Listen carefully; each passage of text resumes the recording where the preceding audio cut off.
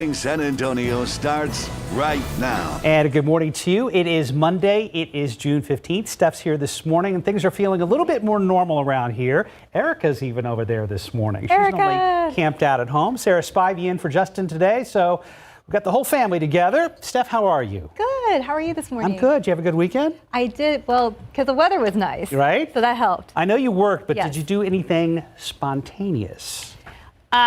Actually, so we did. My little girl was kind of like, oh, I want to do something because a lot of places are closed. So we hopped in the car and we went, I guess, cruising. And she had just the best time. Spontaneity is a good thing. There's a new survey out. A recent poll of 2,000 Americans finds that people who consider themselves spontaneous are 40% more likely to see themselves as happy people. That's right. The survey, which was commissioned by Cub Cadet, asked respondents about how often they act spontaneously. Somewhat surprisingly, it seems most Americans are spontaneous quite often. So the average American makes 6,709 spontaneous decisions annually. That's about 18 times per day. Examples, because I was curious, that sounds like a lot. Examples, really simple stuff. Decisions include things like trying a new place for lunch, taking a different road home from work, etc. In fact, only 1 in 6 respondents describe themselves as not spontaneous. Even among that group, 1 in 3 still admit they feel happier after making a spontaneous decision. All in all, 72% of respondents share the same sentiment. And so, like I was talking about with my daughter earlier, because I want to go somewhere because a lot of places, had been closed. But of course, it's harder these days to be spontaneous due to COVID-19 restrictions. So 60% of Americans feel cooped up due to lockdown measures. 81% of respondents are craving some adventurous time spent outdoors. Yeah, so just be spontaneous. If you can. Happy. Let's take a look at your GMSA rundown. There are new protests after a police officer shot and killed a black man in Atlanta. Rayshard Brooks was shot in the back after police tried to arrest him for allegedly driving drunk. Beyonce is calling for arrests in the killing of Breonna Taylor. She posted an open letter to Kentucky's Attorney General noting it's been 3 months since Taylor was shot as she slept during a no-knock police raid at her home. Employees at 4 H-E-B stores in San Antonio have tested positive for the coronavirus. 3 of those stores located on the south side along Military, 1 store located on Nogalitos. H-E-B is asking but not requiring customers to wear face masks to help prevent the spread. A cough caught on camera has gotten a New York City woman kicked out of a chain of bagel shops. Another customer apparently complained she wasn't wearing a face mask, and moments later, the woman in blue walks over and coughs on the customer who complained. The U.S. Department of Agriculture says about 40,000 pounds of ground beef is being recalled. According to the Food Safety and Inspection Service, the meat might contain some E. coli. Gas prices are once again on the rise. They're now averaging $2.10 a gallon. It's the 6th week in a row they've gone up as more of the economy reopens. We'll get ready to see even more cars on the road than before the coronavirus. One expert predicts traffic in some big cities could increase 30% because more commuters are avoiding public transportation and more people on vacation are hitting the road instead of flying. Well, it looks like live action sports is going to happen in San Antonio, and the Flying Chanclas will be around later this month. San Antonio Missions will be participating in the Texas Collegiate League. The squad will be made up of local college players from around the country as well. The hotel industry is preparing to launch new apps aimed at making your stay as touchless as possible. The goal is to allow guests to use their cell phones to control the television, temperature, and other hotel room features. Finally, a buzzworthy barber. He's using hair clippings to create his masterpieces. He can do portraits like this one of soccer star Cristiano Ronaldo. He also does all sorts of animals. I thought that was Etch-a-Sketch initially. Ew. No, yeah, it's kind of an ew, isn't it? Yes. Ew. I was going to say something about one of those stories, and now I just got totally thrown off by the piles of hair that are disguised as art. Ew. Okay, let's look outside. That's pretty. We'll leave it at that. Live cam. Leave it at that. Yes. Happy thoughts. Happy thoughts. Happy thoughts. Includes Sarah Spivey. Oh, well, thank you, Mark. Yes, we are going to Unfortunately, have to start with a little bit of bad news in the forecast. The aquifer continues to go down. It's actually down 0.7 of a foot over the past 24 hours. Still above average, but just barely by about 1.5 feet. And in the pollen count today, mold has actually spiked. It's now moderate at 590 spores per cubic meter of air. Grass, however, is present, but in low amounts. And hey, a few lucky people may actually get a few showers. Let's go ahead and take a quick check of the radar. I want to show you some activity going on around Guadalupe County at the moment. We've got some isolated showers out near Seguin, and we've got some showers down near Pearsall and Cotulla as well, right along I-35 there. Finally, some coastal showers down near Victoria and Beeville. Now, these coastal showers will make a run for I-35 today. I'll be back with a look at that and, of course, your junior meteorologist. Mark, Steph. Be waiting. Thank you, Sarah. Let's check traffic real good. The morning commute, for all intents and purposes, has come to an end. Traffic looking good there at I-35 and 1604 at the interchange. New this morning at 9, a reserve deputy in the Precinct 2 Constable's office, the latest to test positive for COVID-19.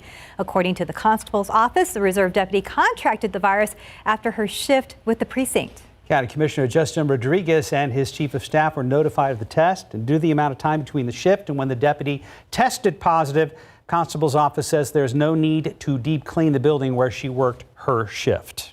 San Antonio police officer is in the hospital this morning after police say she crashed into a telephone pole and some trees on the north side. Now, police tell us they noticed something was wrong when Officer Abigail Macias did not respond to radio calls. Officers responded to the access road of 1604 near Lock Hill, Selma just after 2:30 this morning. They found her inside her crashed patrol vehicle.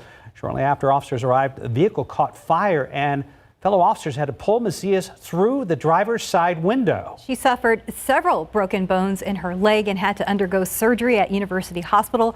Right now, investigators are trying to figure out what caused that crash. They tell us Macias is a one-year veteran of the police department.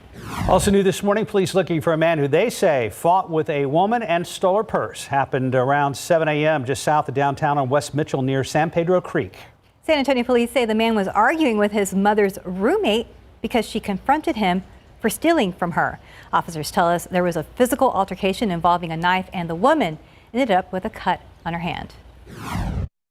There was a struggle, but we don't know if the victim had the knife or the suspect had the knife. But there was a knife involved, and the victim ended up with a cut.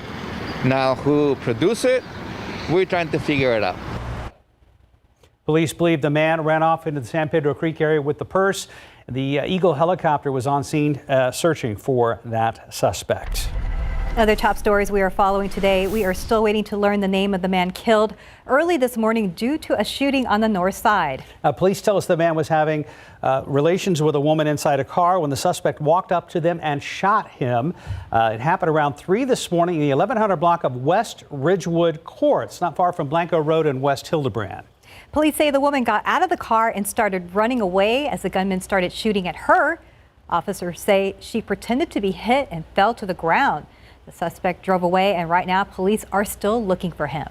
Local lawmakers want to hear your feedback on policing here in the Alamo City. The San Antonio City Council Public Safety Committee will be holding 3 community listening sessions this week. Mayor Ron Nierenberg says these sessions will give council members important guidance regarding people's priorities and expectations.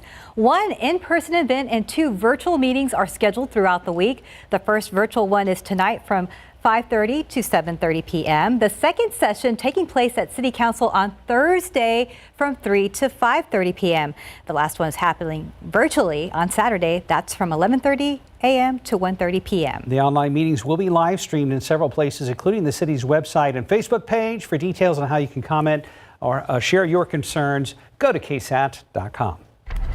In your morning headlines, firefighters in California battling a fast-moving brush fire, and police officers in New Jersey pulling a man out of a car on fire. Plus, Good Samaritans come to the rescue after a rollover crash, and some monkey business going on in the state of Missouri. Eric Hernandez is here in the studio, and it's good to see you back. Hi, guys. It's good to be back. Well, we all know right now in California, it is kind of like brush fire season. So this is being called the drum fire, and it broke yesterday afternoon in Santa Barbara County. At one point, flames were being fanned by winds of up to 22 miles per hour. Crews were able to stop the forward progress of this fire by early evening, and despite the threat, thankfully, no structures were damaged, and there are no reports of any injuries. An amazing rescue here, all caught on camera in New Jersey. Check this out. This driver was unconscious in his burning vehicle when several came to his aid. This all happened last week in Atlantic City when officers arrived to the scene. The vehicle was fully engulfed in flames. Two fishermen had stopped by before police arrived to try to get the man out of the vehicle, but they couldn't because of the flames, but were able to cut off his seatbelt, which helped tremendously. That helped the two patrol officers and an EMT safely get the man out. The man inside plus the driver and another vehicle involved in this wreck were transported to the hospital in serious condition. The accident is under investigation. And another amazing rescue, this time in Chicago. You see all these people helping out here. It was hit and run that flipped over this family's SUV with a child still in a car seat. You're watching the moment neighbors rushed to help free the family. Isaac Terrazas and James Nas were a couple of the dozen people who didn't hesitate to jump in and help out. As soon as we found out there was a little child in there, that was probably definitely a turning point where we definitely needed to do something because the fire department's probably about 5 minutes away. So we just decided to flip it over, you know, and we all made sure on the other side no one was going to get crushed. Now, police say the van that caused this wreck had run a red light, and they are still searching for that driver. Everyone in the family was safely taken out, and all are doing okay. The action of this community show what you can do together. Now, switching gears now, seeing an animal like a squirrel or maybe some deer in your backyard is no big deal. What about a monkey? Yeah, a monkey. A woman in Missouri says she saw a monkey in her yard not once but twice. She thought nobody would believe her unless she got it on camera. She wasn't monkeying around, and she got proof. From behind it, I thought it was a mountain lion because it was orange and white. It had a big long tail, and then it turned its head, and I saw clearly that it was a monkey. So I got my phone and I thought, if I don't get this on video, no one is gonna believe me. Yeah, exactly. At one point, the monkey even cooled off in the kiddie pool. The owners of the monkey were found and used bananas to retrieve it. Apparently, the owner said this type of monkey called a patas monkey is non-aggressive, and they had recently won the monkey in an auction. Well, clearly it's used to being around people, right? Yeah, I mean, apparently so, but I know I saw in that article too that the owner says the monkey still doesn't trust her completely, so that's why she had to lure it with bananas because she couldn't just go and grab it. So she's only had the monkey for like a month, and apparently it doesn't like being there because it keeps getting out and going to the neighbors. Well, there's definitely some trust issues there. Yeah, there's some big trust issues. That's interesting. Patas. Yeah. Patas, yeah. I mean, I'll have to look that one up because I haven't heard about that species. I haven't either. All right, Erica, thank you. Thanks, guys. Good seeing you. Right now, 9:10, 77 degrees. Still ahead on GMSA at 9. A special bond between a South Carolina deputy and the girl whose life he saved a year ago. How the girl's family is now asking him to become her godfather. And it was a graduation ceremony. These seniors will not forget how they received their diplomas on top of a mountain. That's pretty cool. And stocks right now, they are down about 435 points, 25,169.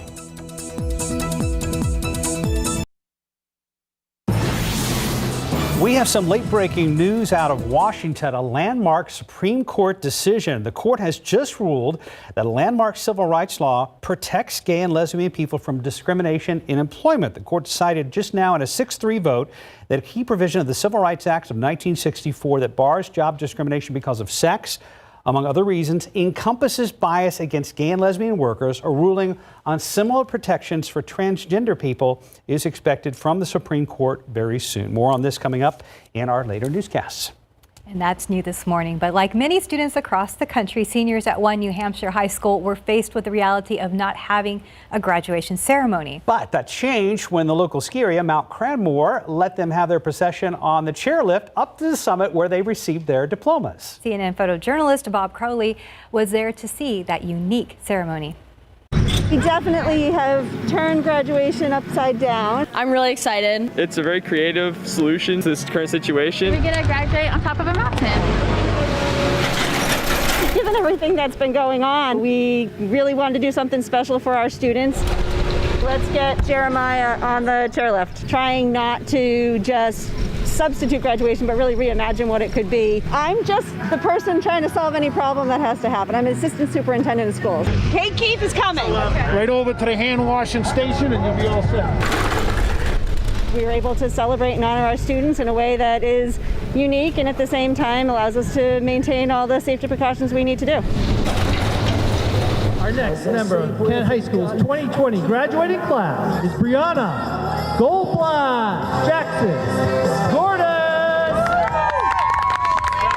For the past 3 months, we've had to do everything differently. We were dealing with a pandemic. It was fantastic. Awesome. Beautiful. We're looking at what are we trying to accomplish, whether it's with teaching a math lesson or with putting off graduation. What is the goal? And then how do we get there differently? It was awesome. We got to see people coming up and down, and so it was a really great experience getting to, even though we're not next to each other, getting to see our friends was really cool.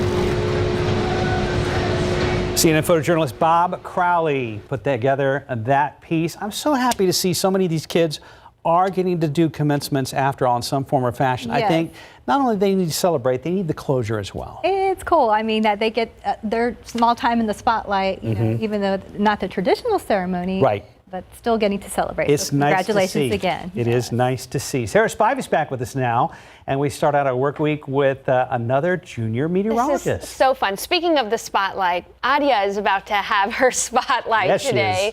This is such a cute video sent in through our junior meteorologist program on KSAT.com. So let's take a look. Adia, take it away. This is your meteorologist, Adia Tripathi. Today's weather forecast for San Antonio, Texas is high of 89 degrees and partly cloudy. Today's low is 64 degrees with 10% chance of rain. And humidity is 54%. I think it is the perfect weather to play outside in your backyard. Thanks for watching. Awesome, Adia. Good job. Yes, so cute. I love her dress, first of all. Yes, the cute maxi dress. She's a junior meteorologist and a junior fashionista as well. Right? Yes, she is. I couldn't remember all that stuff. She I know. How humidity and everything. She had it down to the single percent, 54%. Of course, today's weather is going to be a little different. Adia sent that in a few days ago, so I did want to talk about today's weather. Let's go ahead and take a look at the satellite imagery outside. We are going to be seeing a good mixture of sun and clouds out there today. This is a look at the satellite imagery. You can see partly cloudy skies. We're actually even seeing a few isolated showers out there at the moment. We had one shower that worked its way through Seguin and Guadalupe County. That has since dissipated. But off to the southwest of San Antonio, we have got some showers down near Pearsall and Cotulla, right along the I-35 corridor there, even heavy at times at the western portion of Frio County. We're going to be watching today very carefully the coastal plain. You can see there near Corpus Christi and Victoria some showers developing. Those showers will make a run for the I-35 corridor today, and a few lucky people will get a shot at some much needed rain. You know, June is actually one of our rainiest months of the year, and we've only seen a little bit less than 1/10 of an inch of rain for this month so far. So if you do get rain, consider yourself lucky.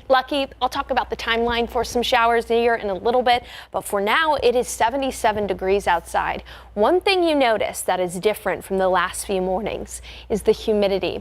The humidity is definitely back, and in a big way. You can feel that ickiness, that stickiness outside, and we're starting off fairly warm too. It's 81 in New Braunfels, 81 in Gonzales, just turned 80 in Pleasanton right now, 78 in Del Rio, and 72 in Rock Springs. Taking you through the futurecast to highlight those coastal showers. If you live closer to Beeville, Victoria, even Karnes City and in Cuero, you have about a 30 to 40% chance for some showers and storms in the afternoon. The daytime heating is going to fuel these showers to try to make it to the I-35 corridor after the about lunch hour and into the late afternoon. That's when we have a chance for isolated showers. Now, this is a model forecast. This isn't exactly what's going to happen, so don't pay attention to exactly where this forecast rain is. Just know that around the Alamo City, we have about a 30% chance for isolated showers, and even a few rumbles of thunder are possible.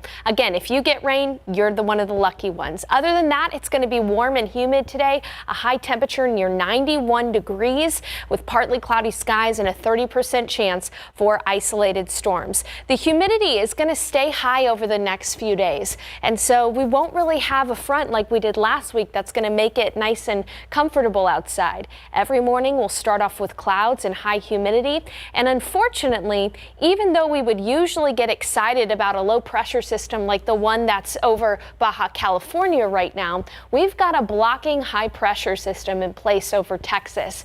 So what that's going to result in is not a good chance for rain over the next 7 days. Honestly, the best chance for rain is today with those showers trying to make it to the I-35 corridor, and it's only 30%. That high will gradually start to shift to the east on the weekend, and we'll have another opportunity for isolated rain on Saturday and Sunday. But there shouldn't really be a big problem as far as the rain is concerned by Father's Day. It's only going to be isolated. Otherwise, hot and humid. Mark, Steph? Back to hot and humid. Thank you, Sarah. 922, 77 degrees. And still ahead on GMSA at 9. A South Carolina deputy who last year saved the life of a newborn girl, now celebrating a special milestone with her. How her family asked him to become her godfather. That's next.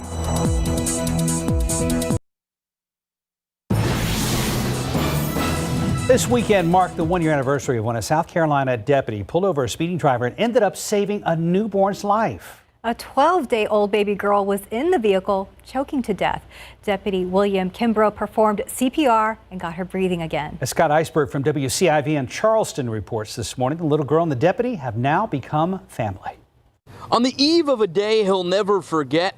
Today, 1 year ago, is the day that I met Riley when I saved her life. Pretty strong words. Let that sink in. I saved her life. So when the doorbell rang, Deputy Kimbrough couldn't wipe the smile away. Giving her a hug, I look over her shoulder, and there's Miss Riley and her mom walking in. And I said, "You got to be kidding me." I said, "Y'all got me. Y'all got me. You surprised me." And they're like, "Yes, we did." It's not like he hasn't seen her lately. And on May 31st was Miss Riley's 1-year-old birthday. So she had her birthday, and it was just phenomenal. We went to the birthday, and it was great. Last week, he came bearing gifts. Last night, it was Riley. I was able to finally scratch it off, and underneath the scratcher, it says, "Will you be my godfather?" Wow. And man, sir, let me tell you something. My jaw just dropped, and I just had this look on my face, and I looked right at Riley, who was sitting on her grandmother's lap, and I just said, "Absolutely, yes, absolutely." And my wife got the same card, just asking her to be the grandmother. The video simply tells the story here. A family more than grateful for an officer now becoming family, all because of one day, June 11th, 2019. What was the reason that I actually went down that street, because there were 5, 6, 7 other streets I could have gotten down. You know what? As the saying goes, God works in mysterious ways. No longer a mystery who Riley's godparents are. Scott Eisberg, ABC News 4. I'm so glad he was there. I want to give everybody a hug in that story. So awesome. That's great. Thank you to Scott Eisberg from WCIV. Right now, It's 9:27. We're at 77 degrees. The bear at the St. Louis Zoo really excited to see visitors after nearly 3 months. Our Erica Hernandez will be back with a look at some trending stories on KSAT.com. Thousands of people packed the streets of the Capitol Hill Autonomous Zone, or CHAZ, in Seattle over the weekend. So what exactly is CHAZ? After the break, CNN's Dan Simon gives us a tour. And welcome back. It is 9:31. You may have heard of the Capitol Hill Autonomous Zone, or CHAZ, in Seattle. The zone covers approximately 6 blocks of that city. It was established last week by protesters after the Seattle Police Department vacated one of its precincts. Protesters say the goal of CHAZ is creating a neighborhood without police, but President Donald Trump referred to the occupants as anarchists and called for the governor of Washington to take back the zone. CNN's Dan Simon gives us a tour inside CHAZ. So this is what it looks like when you enter CHAZ. You see some of this street graffiti behind me. There might be a security person here asking a few questions or just trying to make sure that you're not somebody who's going to stir up trouble. We're just making sure that there's no violence or, anything against people of color. That's why we're here. And then you walk 200 or 300 feet, and then you're in the heart of the zone.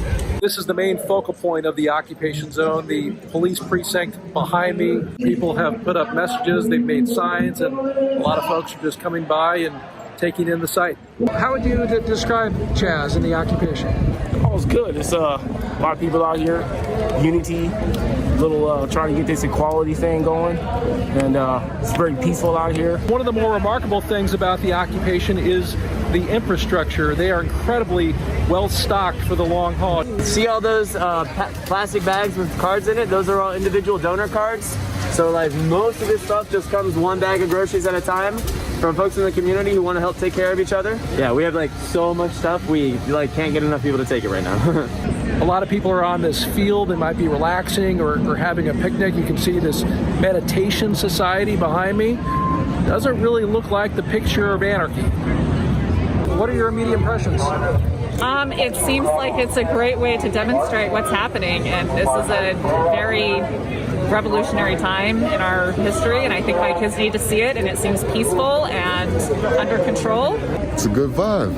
It's a good vibe. I mean, we got a million people here that got different opinions. It's not a million, but everybody got a different opinion. So yeah, we're gonna hear some screaming and yelling, but it's only their opinion. We've seen a lot of different groups hold various events here. This is a group of Native Americans behind me doing a drum ceremony. Now, is everything Pollyannish here? Obviously not. We have seen some tempers flare, especially when somebody tries to interrupt a speaker. And some folks are openly carrying weapons. Remember, Washington is an open carry state. There's only a couple little bullets in this guy right here. It's, this is not for the police. I'm an American citizen, and my war is not with the police. It's with the system and the accountability, the lack of accountability. But no, this is just for protection. What do you think of CHAZ? This is the most beautiful thing. It's so hopeful. I've been a lot of festivals around the world, and what I see is just something very similar, like love and giving and self-organized policing and yeah, just a lot of good vibes, rainbows, and it's really hopeful for me. CNN's Dan Simon reporting. Back here at home, let's go outside with live cam as we look back towards downtown. Yeah, there are a few clouds out there, but there's still plenty of sunshine. Yeah, it's going to be a good mix of sun and clouds today, even a few isolated showers. And you know what? If some of those could fall along the aquifer recharge zone, you wouldn't hear me complaining, because the aquifer is actually down 0.7 of a foot over the past 24 hours.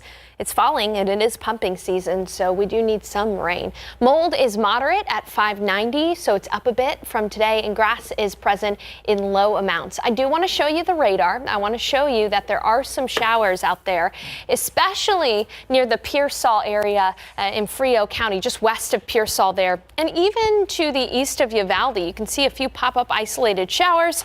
All of these kind of riding the sea breeze, some showers have started to develop near Corpus Christi and Victoria, and that's where we're going to watch today. Some of these showers are going to try to make a run for the I-35 corridor closer to San Antonio, and I do think that there will be some pop-up showers and storms in the afternoon around the Alamo City. We'll call it about 30%, but if you are planning to maybe go to a local park today or even the Riverwalk, here's a look at your forecast. We'll already be at 80 degrees by 10 just within the next hour. We'll start to introduce a chance for isolated rain around San Antonio about noon, and then 30% chance for isolated showers and storms in the afternoon. A high temperature today near 90 degrees. East-southeast winds at 5 to 10 miles per hour. Of course, it's going to be humid today. That's a bit different from the last few days where we have had pleasantly low humidity.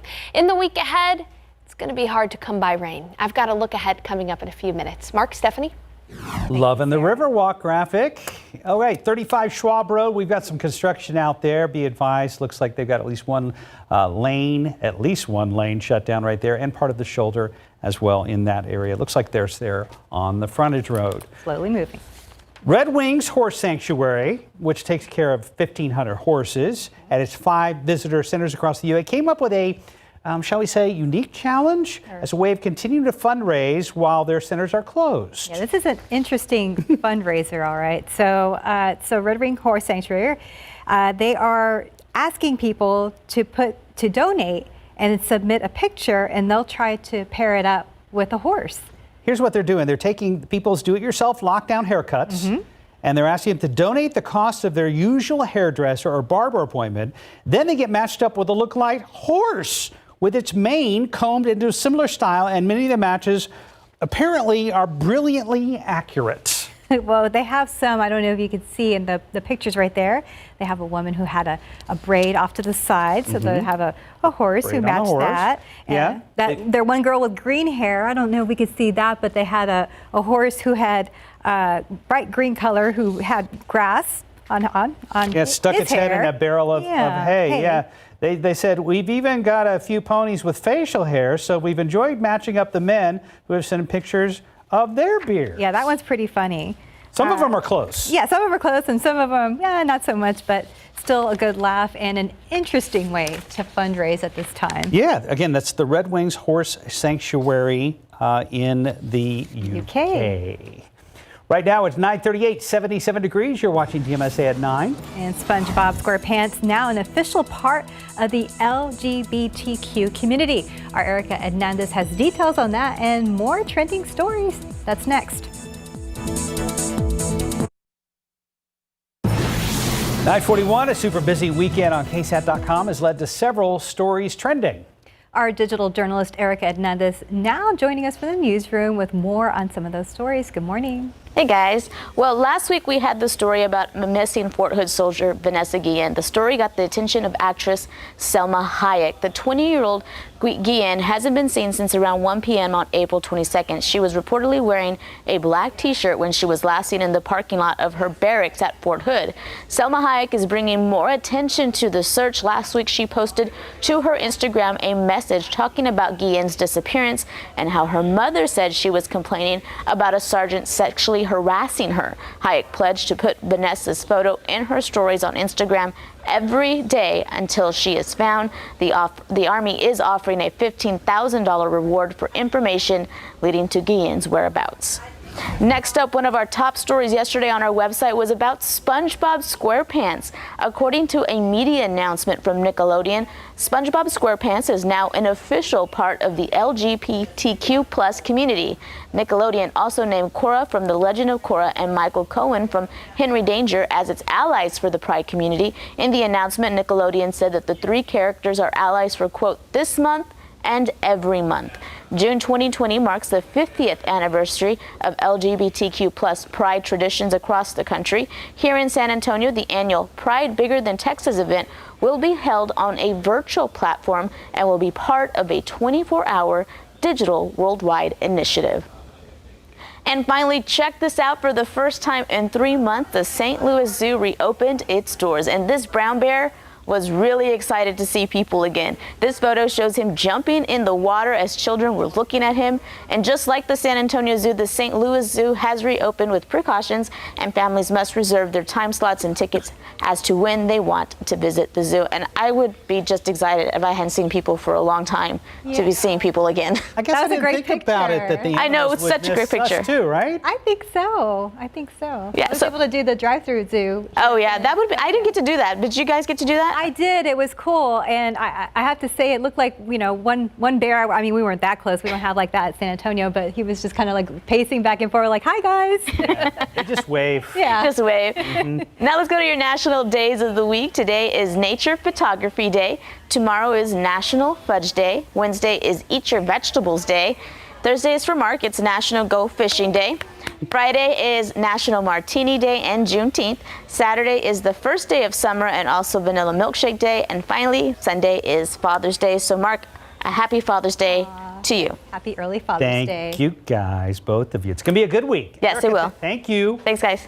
Sarah's back. Yeah, we're warming up out there. 77 degrees at last check. Just a bit. The biggest thing you'll notice today, guys, is the increase in humidity. It's pretty much like a wall of water out there as soon as you walk Noticed it right outside. away. Yeah, yes. and the more clouds in the sky. We've had a few days here of pretty sunny skies, but just taking a look at the satellite, you can see that those clouds are really starting to pop up. Some of those popcorn-looking cumulus clouds around San Antonio and south central Texas. We are even seeing a few isolated showers on the radar, especially down near west of Pearsall and east of Uvalde. Some pop-up showers there, gradually moving to the north and to the west. A few showers originating along the coastal plain here. And with the daytime heating, the more hours of daylight that we get, the more oomph these showers and storms are going to have and potentially making it to the I-35 corridor in the afternoon. So I am hopeful for a few splash and dash showers and maybe even a few rumbles of thunder in the afternoon for people. We really need the rain, so we'll welcome any little bit of rain that we can get. But for the overwhelming majority of us, we will stay dry today with just hot and humid weather with a high temperature near 90 degrees. 77 degrees out there right now, but the biggest and most noticeable difference are the clouds in the sky and the humidity. It's already 80 degrees in Helotes. Helotes has benefited from mornings in the 50s and 60s over the last few mornings. Now it's 80. 76 in Kerrville, 74 in Comfort, 81 in New Braunfels, 81 in Devine, 81 in Pleasanton, and for our friends out west toward Del Rio, 78 degrees, and for our friends east of San Antonio out toward Gonzales, 82 degrees, 82 in LaGrange. Like I said, humidity is high. Once dew points get right up to near 70 degrees, that's when you really feel the humidity out there. And dew points will be in the 60s and 70s for the next few days. In fact, the last few days, we've seen dew points in the 50s. That's where it's been pleasant. So an increase by about 10 degrees in the dew points, all because we've slowly started to see those winds shift to the east and to the southeast, tapping into that Gulf of Mexico moisture. I want to show you the future cast because, like I said, we're going to be paying attention to those showers and storms that develop out to the coastal plains. If you're south and east of Pleasanton toward Beeville, Cuero, and Karnes County, you may see about 40% chance for scattered showers and storms in the afternoon. Some of these will hold it together and make it closer to San Antonio between about 3 to 7 p.m. and we could have a few flashes of lightning and some healthy downpours in some areas.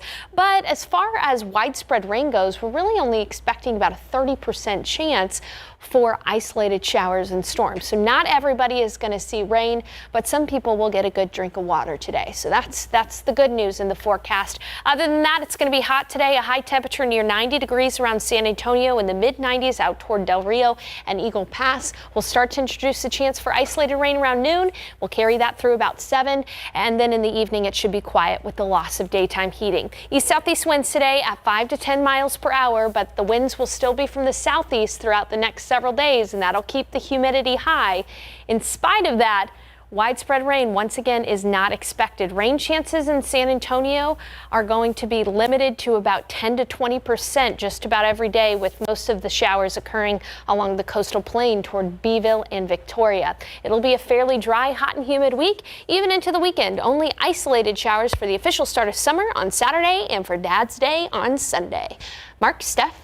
Well, at least there's a chance. Thank you, Sarah. Right now we're at 9:48, 77 degrees. And let's take a look at today's 9 at 9. That's next.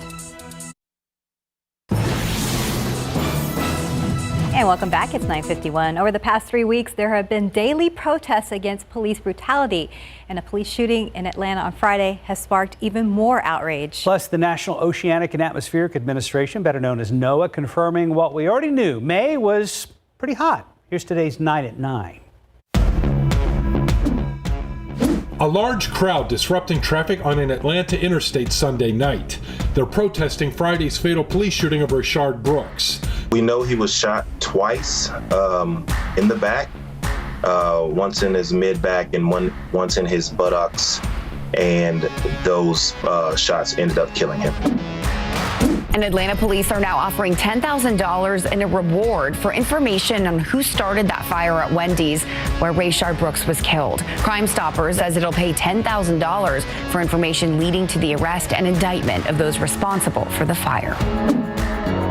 Some lawmakers in Congress now pushing to limit qualified immunity, which protects police officers from being held personally liable for actions performed in their official capacity. A number of other states are banning officers from using chokeholds and neck restraints, like the one used on George Floyd before he died.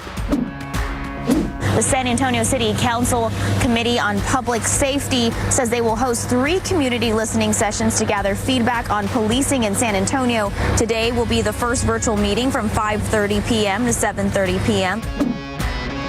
Coronavirus cases rising across the country. Florida setting another record, reporting 2,000 cases in 24 hours for the second day in a row. Both Arizona and Texas setting a new record for hospitalizations.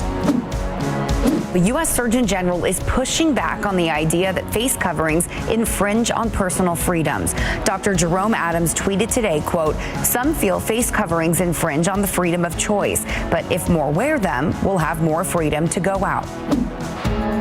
Police on the scene telling me that the suspect, a man with a gun, walked up to a vehicle where a man and woman were having relations. They asked the man's name. He answered. That's when that suspect pulled out the gun, pulled the trigger. One shot was fired, but the victim pronounced dead on the scene. The National Oceanic and Atmospheric Administration says that May 2020 tied with 2016 for the hottest May on record. According to scientists, they registered unusually high temperatures around the world last month. A 50,000-year-old lake in India just turned pink right out of the blue, and experts aren't exactly sure why. Experts believe it may have something to do with an increase in the water's salinity, the presence of algae, or possibly a combination of both. And tomorrow on GMSA at 9, there's no doubt that right now a lot of people are helping those who have been affected drastically by the coronavirus pandemic.